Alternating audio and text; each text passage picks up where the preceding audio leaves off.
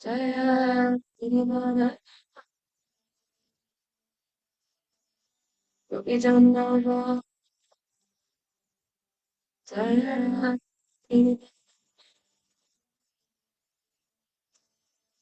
Vishuddhananda Jaya Vajajan Chandra Vishuddhananda Jaya Vajajan Chandra Yamunatira Jaya Panjari Yamunatira Jaya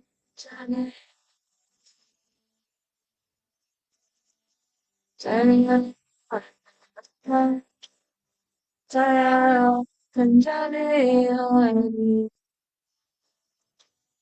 Jaya Jaya Ha Vijana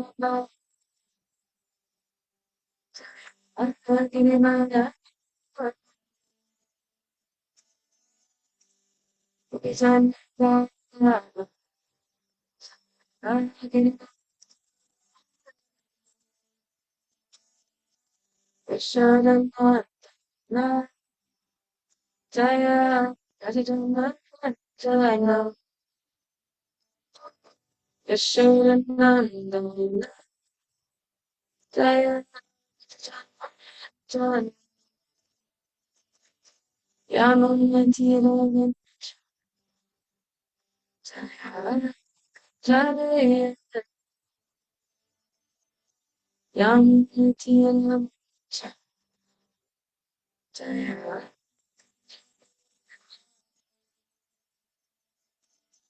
Yamunatira Jaya Jaya Hare Krishna, Hare Krishna, Krishna, Krishna, Hare Rama, Rama, Hare, Hare Krishna, Krishna, Krishna, Krishna, Hare,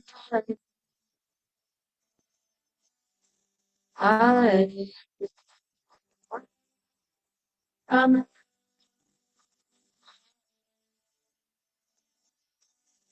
Hare Krishna, Hare Krishna, Krishna, Krishna, Hare, Hare Rama, Rama, Hare, Hare Krishna, Hare Krishna, Krishna, Krishna, Hare, Hare, Hare, Rama, Hare, Hare Krishna, Hare Krishna, Krishna, Krishna, Hare, Hare, Hare, Rama, Hare, Hare, Hare, Hare Krishna, Krishna, Krishna, Hare, Hare, Hare, Rama, Hare, Hare, Hare, Radha Damodar Radha Radha Damodar Shriya Radha Damodar Radha Damodar Shriya Jaya Srimad Bhagavatam Bhagavatam Restore set to His Divine Grace. A.C. Bhaktivedanta Swami Srila Prabhupada Ki Jai. Jaya Vishnu Pad Paramahamsa Prabhujakacharya Restore set to His Divine Grace. Bhakti Siddhanta Saraswati Goswami Maharaj Prabhupada Ki Jai. Anantakoti Vaishnava Vrinda Ki Jai. Nitai Gaur Premanandi. Hari Hari Bol.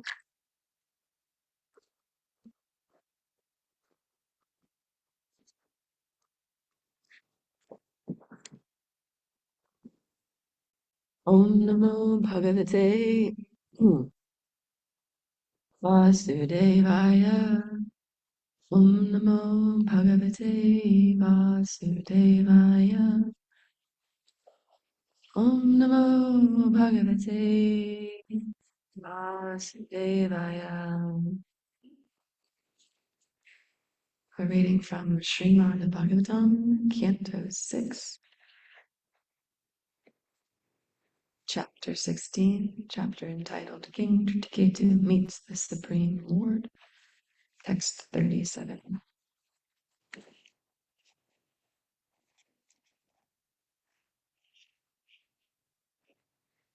Shitya adibir esha kila vrita sapta bir dasa guna tener ananda kosha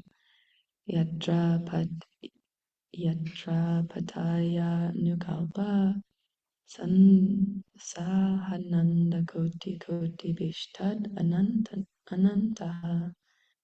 Shruti adhivir esha kila vrita sapta bir dasa guno notarer ananda kosha yatra patya anukalpa sandhan sa ananda koti koti bistad anantaha Shruti adhivir esha kila vrita sapta bir dasa guna ten ter re'er ananda kosha yatra patyata anukalpa sa ananda koti bistad anantanaha. Would anybody like to chant the verse?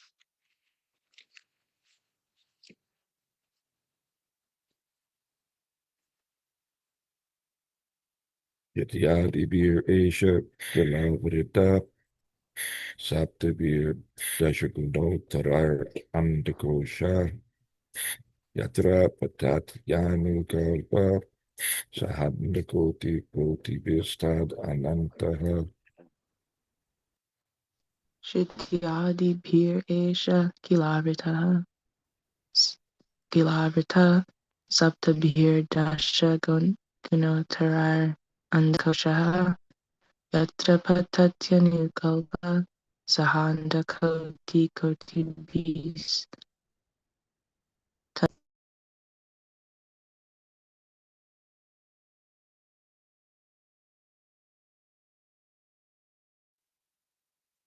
Thank you. Word for word.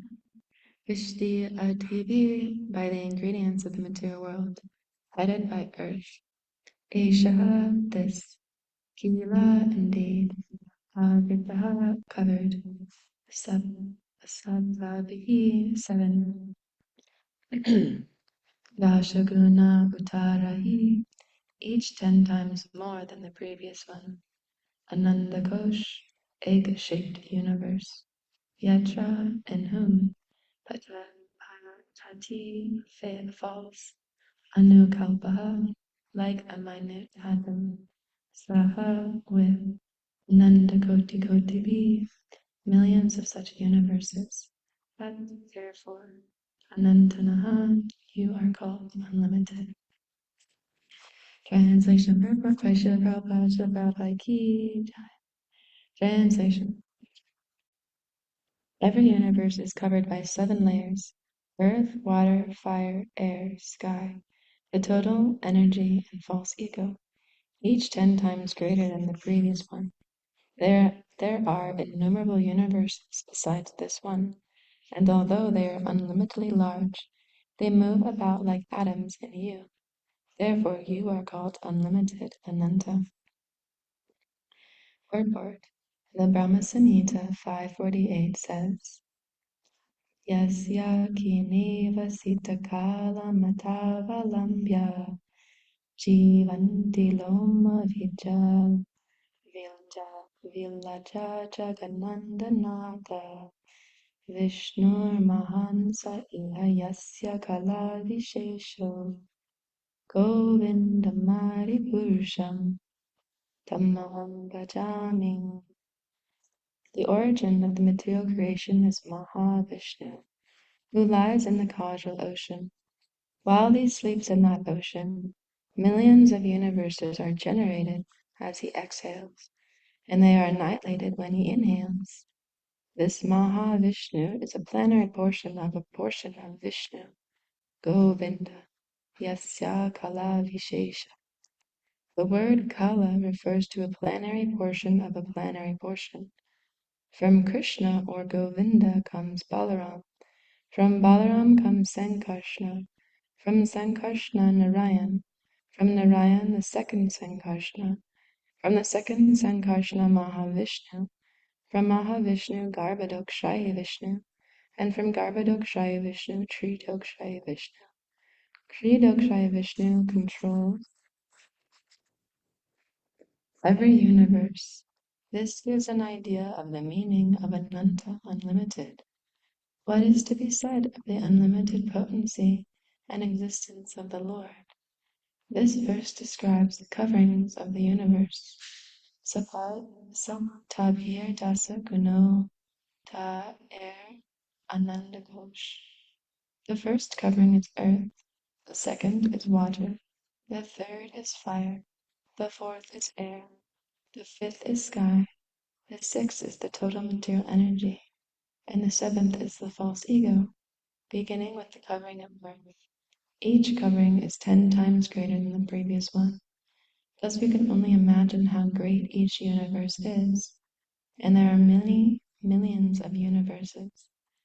As confirmed by the Lord himself in the Bhagavad Gita, Tava Pavunatena Kim Gyatena Tavaruna Vishvabhyahamidam Krishnam Ekang Sena Sito Jagat 1042. What need is there, Arjuna, for all this detailed knowledge? With a single fragment of myself I pervade and support this entire universe. The entire material world manifests only 1/4 of the Supreme Lord's energy. Therefore he is called Ananta. Om Gyanatimurandasya Gyanandana Shalakaya Chakshurmitam Yena Tasmai Shri Guruve Namaha Shri Chaitanya Manobishtam Stapitam Yena Bhutale Swayam Bhagavad Datanti Swapananti Kama Jai Shri Krishna Chaitanya Prabhu Nityananda Shri Advaita Gadadhar Shri Vasari Gaur Bhaktavinda Hare Krishna Krishna Krishna Hare Hare Hare Rama Rama Rama Hare Hare Vanchakalpatarubhyascha Kripa Sindhubhyeva cha Patitanam Pavanebhyo Vaishnavebhyo Namo Namaha. Hare Krishna, everybody. Thank you for attending Bhagavatam class today. I'll just reread the translations. Every universe is covered by 7 layers: earth, water, fire, air, sky, the total energy, and false ego, each 10 times greater than the previous one. There are innumerable universes besides this one. And although they are unlimitedly large, they move like atoms in you. Therefore you are called unlimited, Ananta.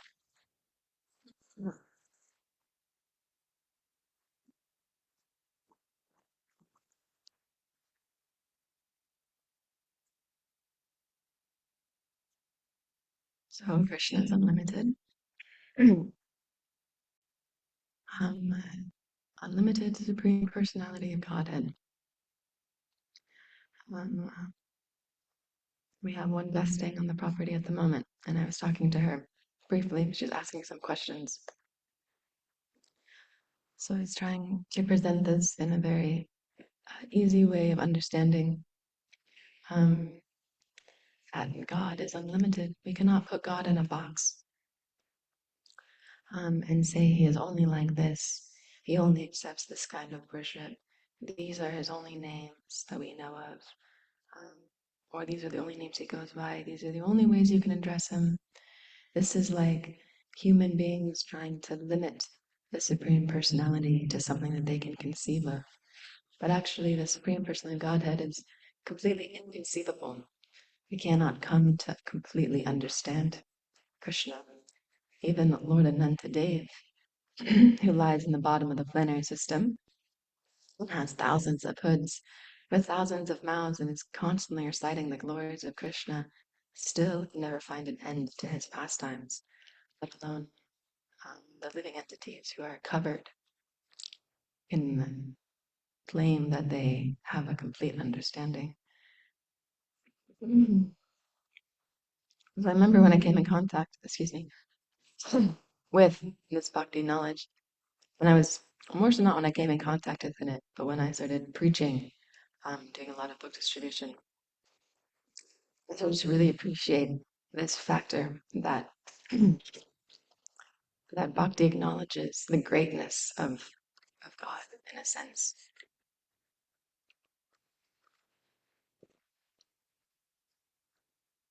And we acknowledge that there are different names and ways to attain Krishna. And that Krishna is one of God's many names. He has many thousands, unlimited names. But of course, I heard in a lecture by His Holiness Devamrita Swami that just like we have so many names, like one person um, might have so many names. Like I have, I have my birth name. With my birth name, there's like two nicknames that are shorter versions of my name, and then I have um, my preferred name, my initiated name, and then that also gets shortened into another name, and then um, yeah, and then I have sometimes people refer to me as like what my services are. That's also a name. And then within, and that's like 7 names for just one person. And then of course I have like, there's a nickname my parents used to call me. They used to call me Pumpkin because I had a really big head. So like if I was walking around here and someone called me that, I'd be like, oh, how do you know that? Why do you know some details about my life that are like personal? It's like a personal detail that most people don't know. And so in the same way, Krishna also has these names. God also has these names. He has like broader names that everybody knows him by. Um, like you can just Google God and it pops up with so much stuff. Or there's more personal names as well.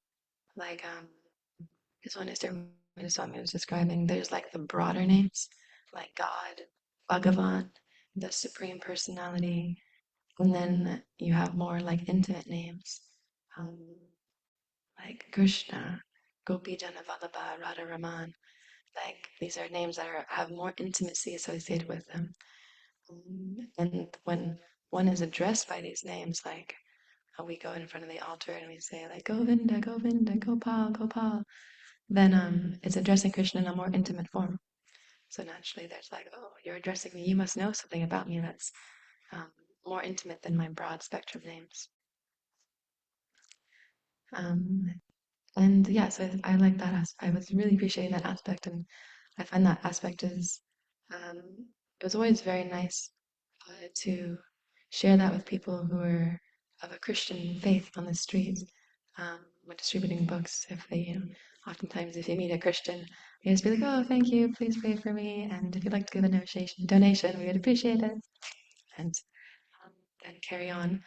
But sometimes when discussions would occur, I would usually use this that, well, God is unlimited. We can't put him in a box and just say that it's, you can only attain him through Jesus or you can only attain him through this.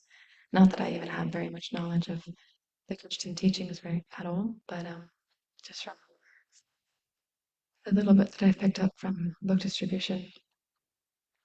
So yeah, that was always a really nice point for people to hear. And most times people would be very appreciative of that and they can't deny it because God is unlimited. And I remember hearing in one class, someone was quoting this from Srila Prabhupada when he was in India and he was giving like a Bhagavatam class. And oftentimes, at least in Mayapur, I'm not sure about other districts or locations in India. They, in Mayapur at least, there's a lot of Muslims that are there also, and they play their like prayers, their dawn prayers, on speakers in the mornings, and it's actually very beautiful. It's very mystical. And Prabhupada was giving a Bhagavatam class, and they were playing this, and it was really loud. And one of the devotees was like, "Oh, we should go tell them to turn it off or close the doors, and so we can listen to Prabhupada's, class." Prabhupada just stopped speaking, and they just like listened to the prayers during the class. And then afterwards, he said, "Wow, it's so like, isn't it so beautiful how they're worshiping their Lord? There are these songs which are just like, actually, I've heard they're just translations of people like crying out and calling for help. And this is like the way the prayer is. It's quite beautiful. Yeah, and I'm sure as we could hear from Leela Kashori, Devi Dasi, or Hari Shankar Prabhu, as you hear in his classes, there's so many similarities between the different religions and bhakti and the Vedic knowledge. Like I always think of the similarities between like the pastimes of Matsya, the fish incarnation, Vipashati Manu, and like everyone gets on the back of Matsya and he becomes this giant, huge ship of a fish that swims through the oceans of devastation. And then that's so similar to the Noah's Ark pastime in the Christian belief, Christian religion. So yeah, Krishna is unlimited, God is unlimited, and his pastimes are much wider and broader than we can conceive of. And it's impossible actually to put Krishna in a box. Because Krishna is the box, and inside the box, he is the box himself, and he's also outside the box. So we can't claim to be able to capture him in some way.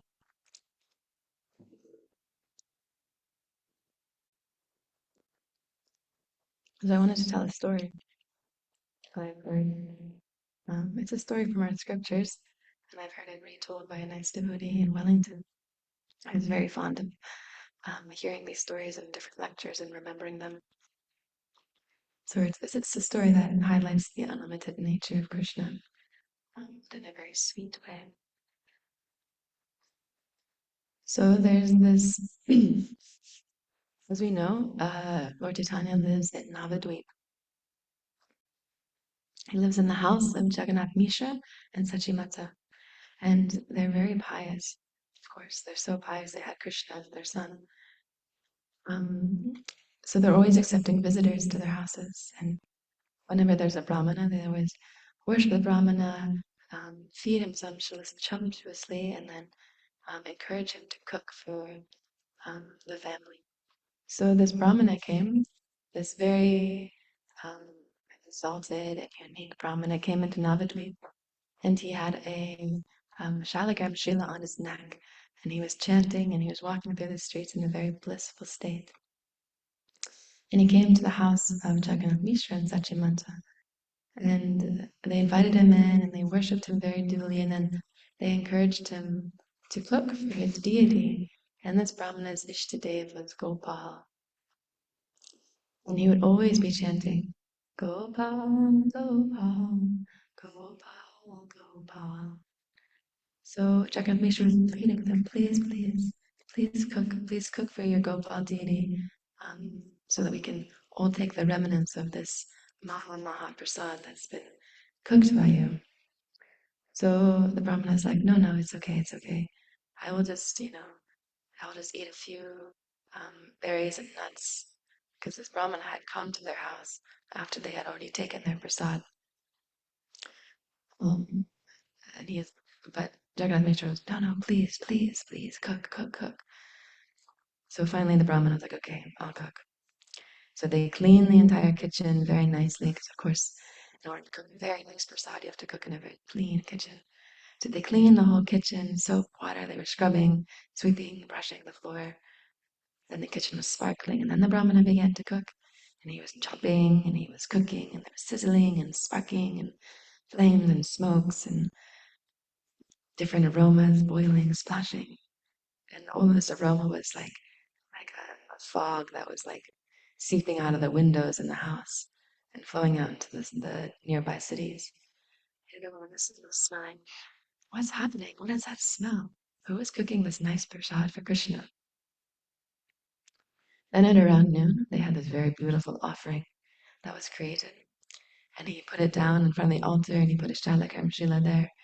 And he started offering and ringing a bell and just chanting, Gopal, Gopal, Gopal, Gopal.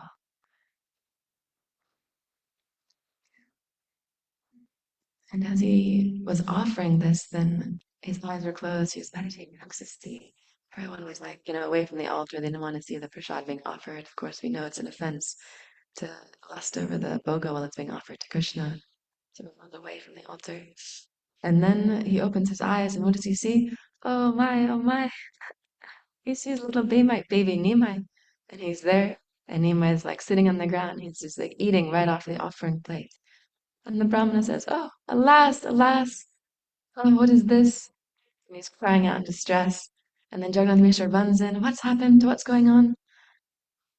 And he sees Nimai and he's eating the maha. Nimai just stops and he looks at him and he's covered in like yogurt and his face is smeared with like the ghee from the rice. And he's got a handful of sweets. And Jagannath Mishra says, ah, alas, this rascal. And he starts chasing Nimai, but Nimai's quick, he's fast. So he's off. Jagannath Mishra is chasing him around the house. And then he comes back to the Brahmin and he's like, I'm so sorry, we ruined your offering. Please, please cook again. Cook again for your worshipful Lord Gopal. Please, we beg you. And the Brahmin is like, no, no, no, I can't. This is clearly a sign from Gopal that I must fast today. I must fast and not eat anything at all. Jagannath Mishra is begging him, please cook, please, just one more time, please, I'll prepare the kitchen for you again. And finally the Brahmin is like, okay, I'll do it once more. So they go in, they clean the whole kitchen, they clear out all the bhoga. Again, the kitchen's shiny clean. And again, they get to cooking. They're chopping, chop, chop, chop, chop, chop. They're stirring, they're cooking, things are sparking, things are sizzling. There's nice smoke and aromas and flavor that's coming from the house. Again, the smell is going out of the windows, and all the residents of Navadvip are thinking, what is happening in Jagannath Mishra's house today? So again, now it's late in the afternoon, and everyone leaves. And the Brahmana goes, he's got his offering, he's looking left, he's looking right, no sign of Nimai. He places it on the altar, he starts ringing the bell, he thinks of Gopal, he starts chanting, Gopal, Gopal, Gopal. His eyes are closed, he's thinking of his deity, he's offering this nice prasad, this nice bhoga. And then he opens his eyes, and again, there's Nimai. He's sitting there, and he's eating, and he's relishing this prasad. And the Brahmana is, alas, alas, oh no, I am I. How does this happening again? And Nimai's looking at him, and he's smiling. He's got yogurt all over his face. He's got butter in his hands. He's got some shak. He's got some sweetmeats. And the Jagannath Pandit comes in again, and he's like, how is this? How has this happened again? And he starts chasing Nimai, and Nimai, of course, he's very fast. He knows Jagannath Mishra's mad. I'm off. So he's running away. So now it's late in the evening, and Jagannath Mishra comes back and he apologizes. Please, please, cook one last time. Please, please, we really want you to cook for your Gopal deity. And the Brahmana's like, no, no, I cannot. Twice this has happened. It's clear that I must fast today. I cannot cook. Jagannath is begging, please, please, please. And he's like, no, I'm resolute. I'm not going to cook. And then this beautiful young boy, Vishvarup, walks in. He looks at the Brahma and he just very sweetly and enchantingly says, please, cook for your Gopal deity. We all would like you to cook for him.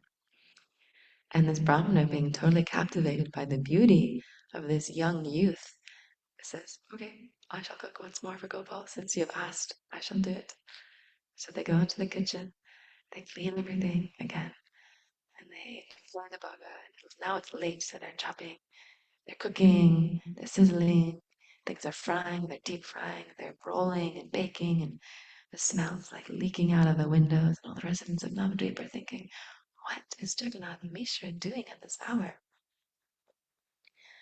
And now it's very late. And Jagannath Mishra tells the women of the house to tie up Nimai, tie him up and put him away in a room and lock the door. But they show him, look, he's sleeping. He's sleeping so peacefully. We'll just leave him and close the door. He's sleeping. What is he going to do? So now it's late in the evening. It's the evening, closer to the night. And the Brahmana takes the offering. He's looking left, he's looking right. And everyone in the house is sleeping. So he brings the offering and he places it before his Gopal deity. He starts ringing the bell. He starts thinking of his Gopal. His eyes are closed. He's chanting Gopal, Gopal, Gopal, Gopal. And he's offering and he's offering and he's chanting. And then he opens his eyes. And how is this? And who is it? It's Nimai, and he's there. And he's eating, and he's looking at the Brahmana, and he's smiling. He's eating rice, and he's got butter on his lips. His hands are covered in grease from the ghee. And the Brahmana's just, oh, how is this? And he just starts lamenting. I just wanted to cook for my Gopal, but this young boy keeps eating my offerings. What is this? How is this happening? Gopal, this must be your arrangement. And then he looks at Nima and he's like, why are you doing this? Why do you keep eating my offering? And Nima just says, you're calling me with such love. How can I resist coming and eating what you're offering me? And then he reveals to the Brahmana his Gopal form in Vrindavan, manifesting the whole of his house into Vrindavan. And he's standing there as Makanchor Krishna, the butter thief, flute in hand. And he gives this vision to the Brahmana. And the Brahmana's just like totally in ecstasy, like, oh my gosh, I didn't realize this. How is it that you are Krishna and Krishna is you? And then he brings himself back to his Nimai form and he says, this is a secret. You can't tell anyone. I haven't yet manifested my Krishna pastimes. So here I'm just Nimai, the son of Jagannath Mishra. So the Brahmana just goes into complete ecstasy and he starts taking the prasad that's been eaten by his Gopal deity, and he starts smearing it on his body, and he starts jumping up and down, shouting, Gopal, Gopal. And he starts rolling on the ground, and he's experiencing all these ecstatic symptoms. And then, of course, from all this sound, Jagannath Mishra and the house members, they wake up and they come outside and they look at him and he's got this like, yogurt and shock and sabji all over his body. And he's like, Gopal, Gopal, dancing in ecstasy. And little Nimai is like sitting on the ground looking at him. And then Jagannath Mishra looks at him. And then this Brahmana realizes he's in this house and he manifests his external consciousness, comes back. And he just is like sobers up. He's like, yes, Gopal ate the offering. We can all take the prasad. So I love this pastime because it's very sweet and it really highlights like Krishna is actually unlimited. He's the Supreme Personality and he manifests in these different forms. And of course, according to our scriptures, we have the different incarnations of Krishna that we accept. And although there are unlimited incarnations, we're allowed to only accept the incarnations that are listed in Bhagavatam.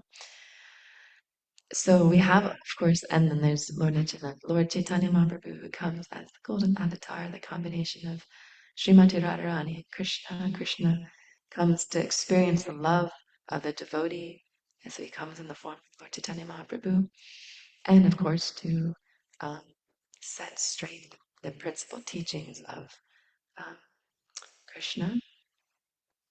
So we have these beautiful pastimes that are so captivating for the mind and help us really see, like, yes, like even this Brahmana who's worshipping Gopal couldn't realize that Nimai Pandit is non-different from Krishna. So he had to get some special mercy to make that connection. And this Brahmana, I've heard, always actually would visit Navadvip. He remained in Navadvip for a long time and would always visit the house of Jagannath Mishra just to take darshan of Lord Chaitanya.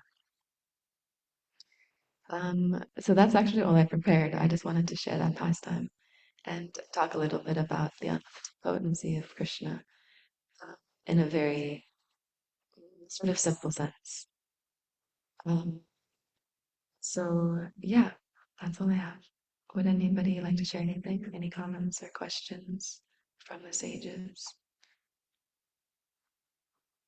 Online devotees, Karma Prabhu, Janabasla Hare yesterday. Krishna.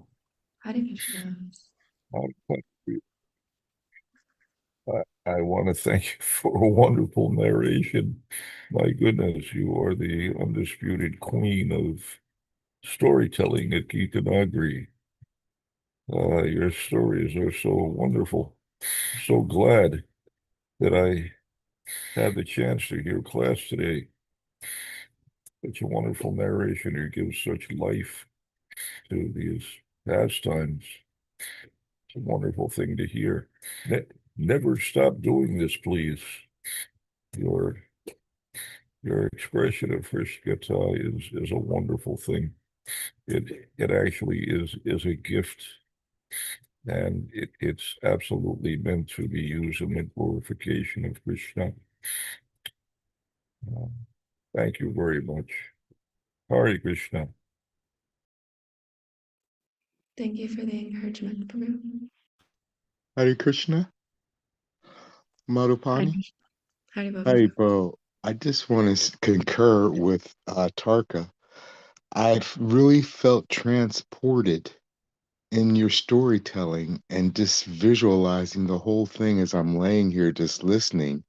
And I think it's so wonderful to hear pastimes in the story form because it allows us to connect so much more to um, those intimate pastimes because I really felt a part of it the way that you were just speaking it today, nice and very sweetly. So I just want to say thank you very much for your storytelling. It was just really wonderful. It just hit me in a really nice way today. And just thinking about Krishna and his unlimitedness and being able to hear that in such a story form, and it just touches us or touched me and I think others today very nicely. So I want to just thank you for that, making it so clear and just very clear. Thank you. Haribo. Thank you, Prabhu. We have a comment from Nitai Chan. Hold on. I wanted the same thing that the other two people said. For someone who claims not to have a so-called formal education, you are a fabulous storyteller. And you should just completely expunge from your mind any idea that 99.999% of people that you meet are more educated than you if they are not, and what education is. You are a very powerful storyteller. So I just want to add my voice to the chorus of encouragers who want to hear more of your storytelling. You should just be a maximum storyteller. It was really fantastic. Thank you. Okay, let me see comments. Everybody wants to glorify you. Yeah. No comments. Possibly be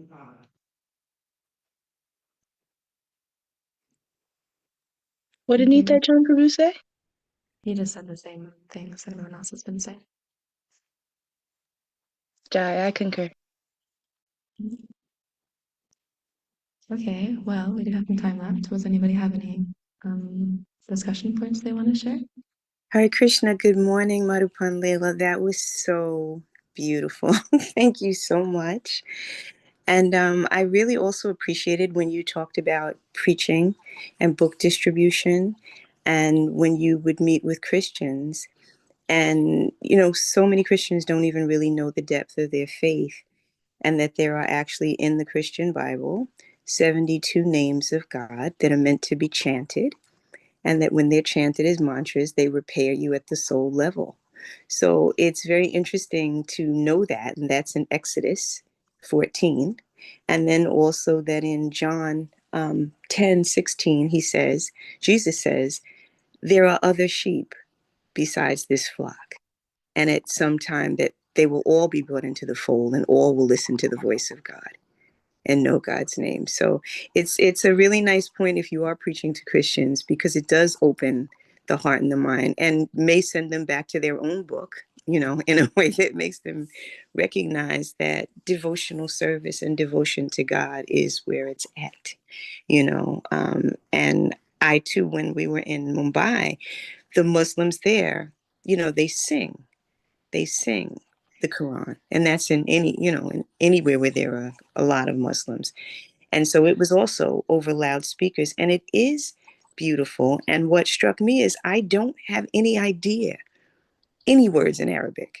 I don't know how to say hello in Arabic or goodbye in Arabic. But when you heard the chanting, the singing of the Quran, there's something else that happens.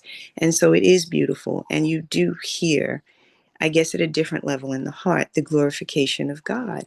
So I think keeping that openness and finding those bridges is so important in preaching, because we don't want to slam doors to bhakti, and we don't want people to become polarized. There's enough of that in this world today. We want to open doors and help people to find a path back to Godhead. So thank you, because it was very sweet to hear how you did that in your preaching. Hare Krishna.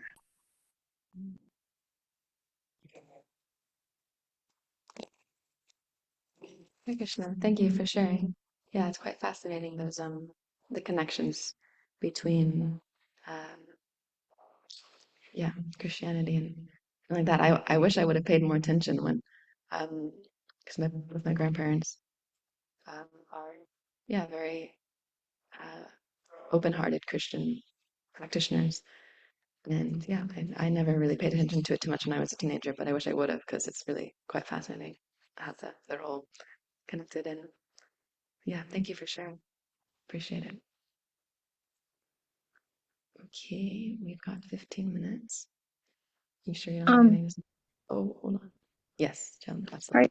Hare Krishna Madhu Panlila. I'm doing service at the same time, so I think I missed the point whenever you said how the pastime related to Krishna's unlimitedness. Could you talk about that again? Yeah, just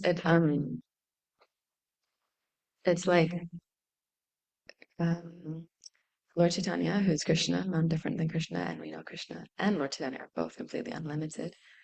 But I guess in this pastime, for me, the unlimited factor is um, like I guess like unlimited. There's unlimited forms. Okay, hold on. You can just express unlimited in different ways. Krishna is like unlimited in all of the six opulences, and then he also has like these unlimited like expansions that we're hearing about in the purport today. So for different people, these different aspects of Krishna's unlimited potency resonate in different ways according to just different ways that they connect. So for me, this pastime really highlights Krishna's unlimited sweetness, um, which is something that I find very attractive about the different pastimes of Krishna. Is the different ways that he's just like so sweet and so cheeky and like just knows how to like extract um, from different people different aspects, like different mercy and unlimitedly merciful. That like he would, this is his devotee, and he's like, you know what? I'm just gonna show you my Gopal form. So yeah, that was the unlimited factor, and also he's like Lord Chaitanya, but he's unlimitedly merciful. That's one of Lord Chaitanya's main qualities of how unlimitedly merciful he is. So anyways, I could go on for that for ages. Then Dina Palika asked, can you tell any preaching stories about meeting favorable persons of other faiths? I was thinking of Korea, but yeah, oh yeah, Korea.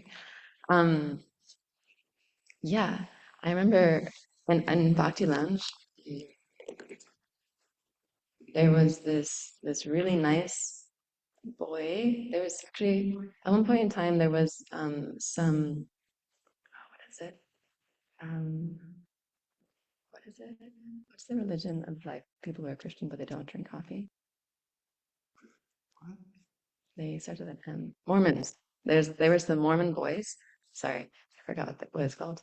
There were some Mormon boys, and they were traveling, like doing their sabbatical leave. I don't know. That's sabbatical is not the right word. Anyways, I can't remember what it's called.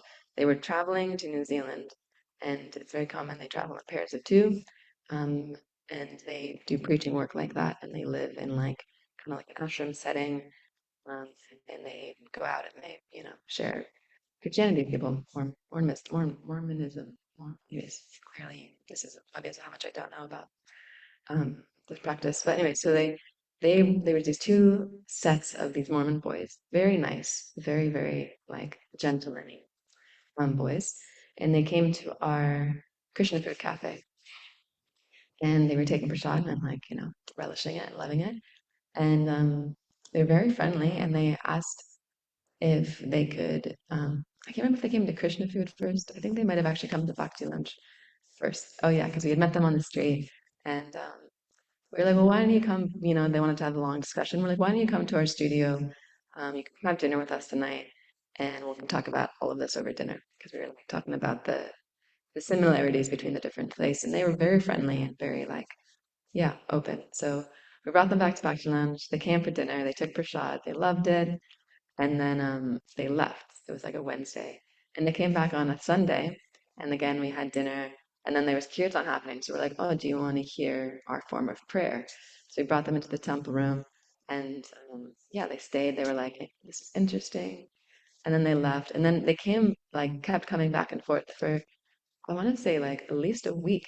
And then they started doing some service. So they started helping out doing service.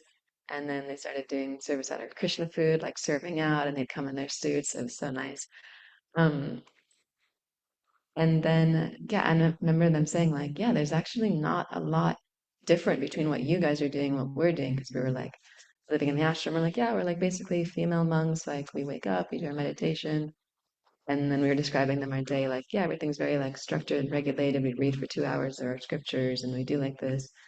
And they're like, oh, we don't even have like set times for when we read. We just kind of do it when we want to. But everything in your guys' program is like very structured. And my friend and I were just like, oh, they're kind of turning a little bit from their Mormon practice and like becoming quite favorable to the towards devotees. So anyways, this happened for like I think a month they were coming, and then they disappeared. And then we were like, oh, they probably like told, like, confided in their mentors what they were doing, and they were like, oh, you need to leave. This is not bona fide, which is fine. Like they got their special mercy in that time frame. And there was another boy, Corey. He was also Mormon, I think, or maybe he was Christian. I can't remember. But he would always go on the streets of Wellington with a speaker, and like I don't know if they do this here. I haven't seen it so much, but they do it a lot in New Zealand. And like preach, like read verses from the Bible and just like publicly like preach, basically. Uh, which is, yeah, quite, I would think quite a hard thing to do. Like it would be like us going on the street and like reading Bhagavad Gita, or just like like just giving Bhagavatam classes on the street to people with a microphone, like directing a whole audience. So it's like definitely one way of doing it. So yeah, I knew him from that, and I bumped into him many times over the years on book distribution. Um, yeah, so many times. And then he was in this small town called Lower Hutt, and Krishnaloka, who's an empowered preacher, um, she met him, and she's like, "Oh, Corey, of course I know you. I've seen you around for like the past 5 years." And it just happened that this day he took a book. He took a Easy Journey to Other Planets, and he's very sincere, and he's young. He's probably like in his mid-20s. Um, and he sat down and he read this book cover to cover. And he did it within the time that they were still on Sankirtan on the street. So they were getting ready to pack up and go, and he came and he said, I would like to discuss more about this book with you. Um, so she's like, okay, well, you can come to our studio. And he's like, I don't have a car. Um, and I think that night it was a soul feast. And I think Jeremy Swami was speaking that night. So she's like, well, why don't you come with us in the car and we'll take you there and then you can catch the bus home tonight. And he was like, okay, sure. So he like piled into her. I imagine it was the Starlet, so it's like a two-seat, like a four-seater car, and there's probably a couple of them there in the car. Brought him back to Wellington. Brought him to Bhakti Lounge. She spent like 2 hours talking with him. He went to the program, heard a class from Devi Swami, stayed for prasad, stayed for kirtan, and he just kept coming back and back, like. Um, so regularly, like every day he came for a week, and then he started coming for the soul feast, and he started helping out and doing service. And I don't know where he's at now. I don't think he took it fully, but he got very into it. And the reason he was so attracted to it was that he kept saying that the Bible was it had a lot of information, but he was looking for a deeper understanding of God and he couldn't find it in his teachings. So he started looking into Christian mysticism and then he started reading Bhagavad Gita and he was like, this just answers so many of the questions I had that Christianity wasn't able to answer. So anyways, there's a lot like that happens. And those are some examples of people that I remember being like very sincere in their practice of their spirituality, and also being able to, therefore, coming into Krishna consciousness and being able to take it up in a very sincere mood, even if they didn't like fully take it on. Um, they took it up enough. But I mean, there's also examples like Krishnamaka was also very Christian before she met the devotees. Unichari is an also a really amazing example. He's like a far out devotee in New Zealand. He was also like a priest. There's also Hari Chakra, so many devotees. Um, so yeah, it's pretty open. Yeah, that's all I have. I'm just thinking there's so many examples of different devotees.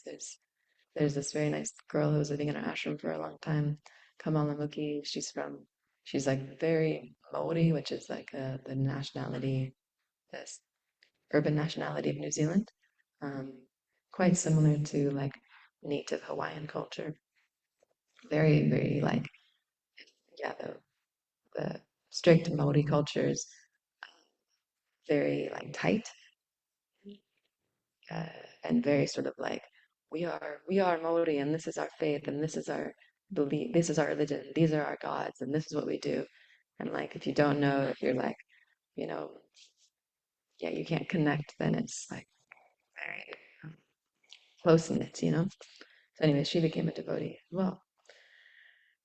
So yeah, it's all there. Krishna, Bhagavad Gita, Krishna's the oldest person, the knowledge that he's teaching is the oldest knowledge in history. A lot of knowledge has aspects of Vedic knowledge that's been woven into its knowledge and then claimed as its knowledge, but actually it all comes from Krishna. So yeah, just a fun fact on that note, if you read in Krishna book, the pastimes with Davida the gorilla and Lord Balaram, and at one point in the pastime when Davida the gorilla and Lord Balaram are fighting, and Lord Balaram takes a sal tree and he rips it up and he strips off all the branches and he's holding it above like this, like on its side. And Davida the girl is taking up these boulders and he's throwing them at Balaram. And Balaram's swinging the tree and he's smashing the boulders to bits. It sounds a lot like baseball, so just saying everything comes from Krishna. Okay, that's all I have to share. Is there any last comments before we turn to the altar? Please start to record these pastimes on YouTube or somewhere, Madhupan Leela. It's just beautiful the way that you bring them to life. Okay. I remember you also did one for Music of the Heart. I think it was last year you shared a pastime, didn't you? Yeah, I think I just talked a little bit about sound of Krishna's flute in Vrindavan. Okay, Gantraj Srimad Bhagavatam ki jai, Nantakoti Vaishnava Vrinda ki jai, Nitai Gaur Premanandi Hari Hari Bol.